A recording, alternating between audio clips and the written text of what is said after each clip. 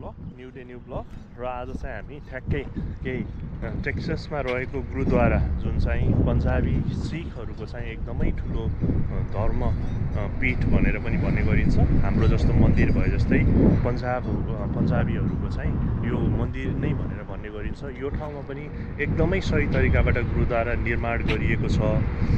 कस्तो छ के छ सबै जानकारी चाहिँ मैले हजुरहरूलाई दिनेछु र म ठ्याक्कै बाहिर पार्किङ एरिया बाहिरपट्टि चाहिँ आइसकेको छु। हजुरहरूले हेर्न सक्नुहुन्छ यसरी पुरै बाहिरपट्टि यो पार्किङ एरिया छुट्याइएको छ र यहाँ निर्माण हुने काम पनि भइरहेको छ।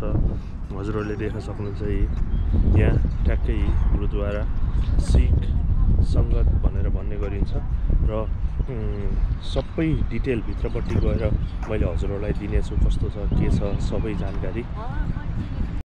र ठ्याक्कै यहीँनिर गुरुद्वाराको गेटमा छौँ। है टेक्सास युलेस भनेर भन्ने गरिन्छ र हामी भित्र जाँदैछौँ। अब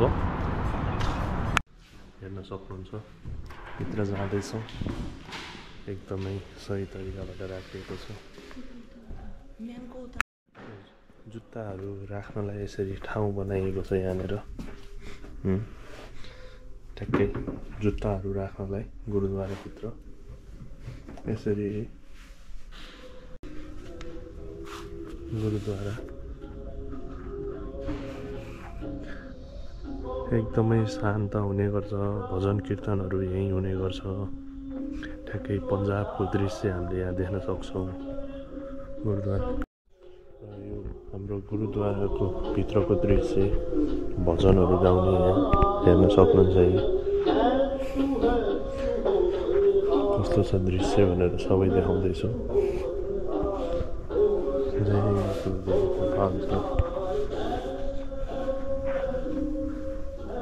यहाँनिर एकदमै शान्त छ। गुरुद्वारको प्रसाद यहीँनिरै राखिएको हुन्छ बनाएर प्रसाद।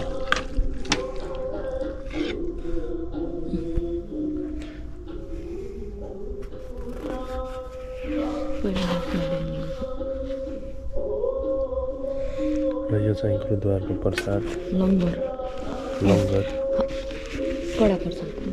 कडा प्रसाद। जय गुरुदेव। र यहाँनिर यसरी एकदमै सही तरिकाबाट व्यवस्थित गरिएको छ जस्तो देखिन्छ साथीहरू।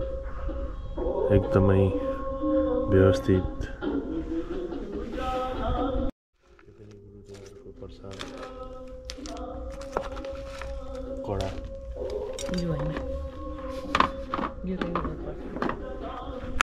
र विभिन्न ठाउँहरूमा देशबाट टाढा भए पनि यसरी आफ्नो समाज आफ्नो धर्म आफ्नो परम्परा जोगाउनका लागि मानिसहरूले यसरी आफ्ना पीठहरू आफ्ना धर्महरू यसरी बचाउने अभियानमा चाहिँ यसरी लागिरहेका छन्।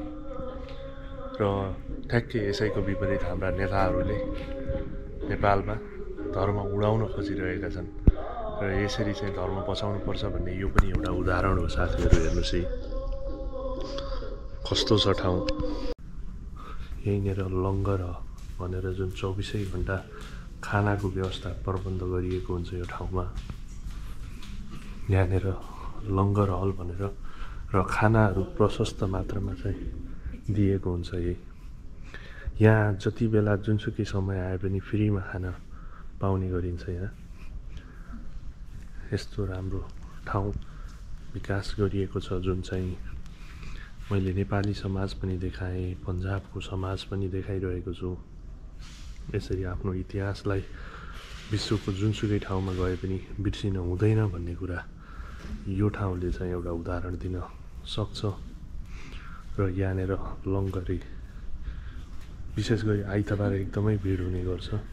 चिया कफी बिस्कुटहरू सबै राखिएको छ। यहाँ चाहिँ कोही काम गर्ने मान्छेहरू यसरी छुट्टै खडा गरेर राखिएको छैन। हेर्न सक्नुहुन्छ। यहीँनिर हामीले पनि थोरै खाजा खान थाल्यौँ जुन चाहिँ निःशुल्क हुने गर्छ। यहाँ विशेष गरी आइतबार एकदमै भिड हुने गर्छ यहाँनिर। र यहाँ जत्रोसुकै आएर खाना खान्छु भने पनि यहाँ रोकटोक गरिँदैन। यो चाहिँ सेवा नै धर्म हो भनेर यहाँ कसैले पनि स्यालेरी लिएर बसेको हुँदैन साथीहरू, हेर्न सक्नुहुन्छ।